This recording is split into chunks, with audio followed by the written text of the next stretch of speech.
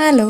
अशा प्रकारे आमच्या गृहप्रवेशाला सुरुवात झाली आणि काकींनी जे गाठोडे हातात घेतले ते मला उजव्या पायाने पुढे ढकलत जायचं होतं. आईंच्या हातात लांबण दिवा होता आणि असं करत करत मी दरवाजापर्यंत आले. तिथून माप ओलांडून मग पुढे आम्हाला देवाऱ्यापर्यंत जायचं होतं. हौशीने मी लेहंगा तर घेतला होता, पण हे सगळं करताना ते लेहंगा इतका जड झाला होता मला. तेव्हा असं वाटलं की शालूच घेतला असं तर परवडलं असं.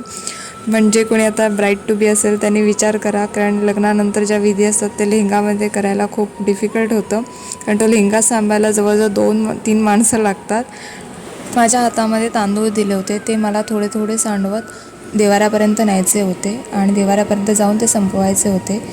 सो आम्ही देवाऱ्यापर्यंत गेलो. तिथे देवक मांडलं होतं, देवांचे आशीर्वाद घेतले आणि पुढेसुद्धा माझ्यासाठी एक सरप्राईज होतं, जे मी तुम्हाला माझ्या पुढच्या व्हिडिओमध्ये दाखवेन. जसं मी तुम्हाला सांगितलं, माझं लग्नामध्ये मला पूर्णपणे सरप्राईजेस मिळालेले आहेत.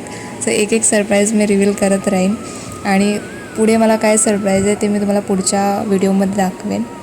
फायनली आम्ही घरामध्ये आलो आणि असा होता माझा गृहप्रवेश. So thank you for watching. Bye.